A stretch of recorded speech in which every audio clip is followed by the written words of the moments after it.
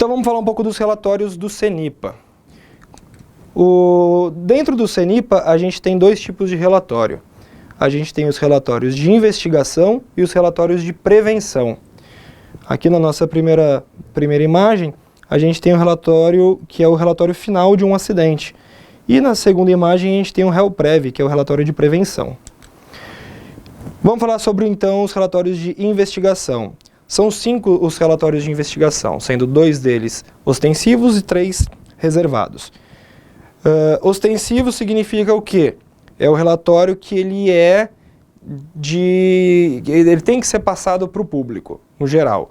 E o reservado é um relatório que fica apenas com o CENIPA. Então a gente tem essa diferença. Então, o relatório de ação inicial. Relatório de ação inicial é aquele primeiro relatório. Então ocorreu o acidente, não se tem muita informação ainda, mas o que se sabe? Qual era a aeronave, a matrícula, a procedência e destino, quando possível, passageiros a bordo. A gente costuma dizer que o relatório inicial é aquele relatório que o jornal vai divulgar. Ele não tem muita informação, não tem muito dado, mas tem as informações preliminares do que houve, de qual foi o acidente, e é o relatório que vai dar início às investigações. Aí a gente tem 3 que são os reservados, que são o relatório preliminar, o relatório de incidente e o relatório de acidente aeronáutico. Por que eles são reservados? Eles são reservados porque geralmente são relatórios que eles fazem parte de uma investigação. Então, sendo relatórios de uma investigação, é comum que durante a investigação fatos novos apareçam, algumas coisas podem se modificar durante as investigações. Então, por ser um relatório de investigação, é preferível que nem todas as pessoas tenham acesso a ele. Então, as pessoas vão ter acesso a ele quando ele estiver finalizado.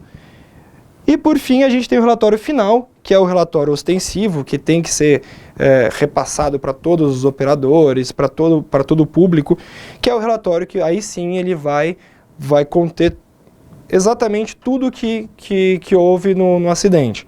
Desde a matrícula, o tipo de aeronave, procedência e destino, localização, até os dados sobre os pilotos, dados dos comissários. Isso inclui tempo de equipamento, experiência, validade das carteiras, e aí a gente entra na parte dos fatores contribuintes, fatores materiais contribuintes, fatores humanos contribuintes, fatores operacionais contribuintes. Então é um relatório que ele vai pegar todos os itens, tudo que foi importante para a ocorrência do acidente, e ele vai deixar discriminado dentro desse relatório. E é um relatório que tem que ser, o final dele tem que ser ostensivo, porque é importante que as pessoas, o importante de um acidente é que acidentes similares não voltem a ocorrer. Então é importante que as pessoas tenham acesso a ele, para que as pessoas possam ler o relatório e não venham a cometer os mesmos erros que foram cometidos. Lembra que a gente falou, quando a gente fala sobre a filosofia CIPAER, de que um acidente ele nunca é uma causa única, e é sempre uma sequência de eventos que levaram ao desfecho final? Então é importante que as pessoas conheçam essa sequência de eventos até chegar no acidente, para que justamente esse tipo de acidente não venha a ocorrer mais. E a gente tem os relatórios de prevenção. O RELPREV é o mais conhecido deles, que é o relatório de prevenção. Ele é uma ferramenta de prevenção que tem a finalidade de relatar uma situação com potencial risco para a segurança operacional. Então, os princípios que regem o RELPREV são alinhados com a filosofia CIPAER. Ou seja, o único objetivo do RELPREV é a prevenção de acidentes aeronáuticos. Então, o RELPREV, ocorreu o piloto está vindo para pouso e um avião ingressou na pista, teve uma incursão de pista. É responsabilidade do piloto pegar o RELPREV e descrever tudo o que ocorreu, essa situação que ocorreu, e mandar para o CENIPA, não com o intuito do CENIPA punir alguém, punir a pessoa que causou a incursão em pista, não. O intuito do RELPREV é a prevenção de acidentes aeronáuticos. Então, de repente, o CENIPA recebeu X números de RELPREV tratando do mesmo assunto. Isso vai acender uma luz, acho que a gente precisa emitir um boletim informativo tratando desse assunto específico, porque é algo que está ocorrendo muito. Então, são todas as situações que podem vir a gerar alguma ocorrência e que é interessante que o piloto reporte ao CENIPA, porque o CENIPA tenha noção do que está acontecendo. Então, a utilização da ferramenta RELPREV, ela é indicada sempre que qualquer pessoa da organização identificar a necessidade de reportar um evento ou situação observada, condição latente ou falha ativa, com potencial para acarretar risco para a segurança das operações de tráfego aéreo ou reportar uma ocorrência de tráfego aéreo. Por exemplo, uma quase colisão em voo.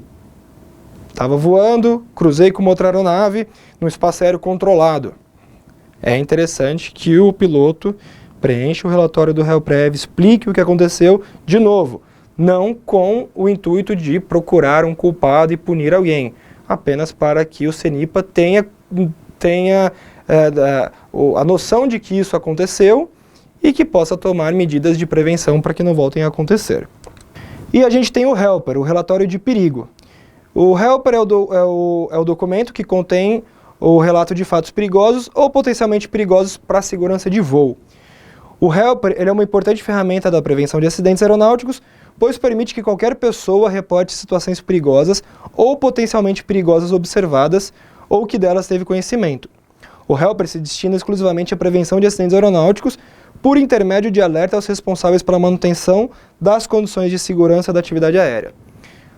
E os prazos que a gente tem para os relatórios. Então, quando ocorre um acidente aeronáutico, a investigação final do acidente, que é feita pelo CENIPA, ela tem que ser concluída no prazo de 90 dias. Uma observação importante, esse prazo é um prazo para a prova de ANAC. Então a gente sabe que na realidade vai depender muito do tipo de acidente. Então tem acidentes que demoram mais do que isso, tem acidentes que demoram menos, porém, na teoria, todos eles deveriam ser entregues no prazo de 90 dias. Se cair na banca da ANAC, 90 dias é o prazo.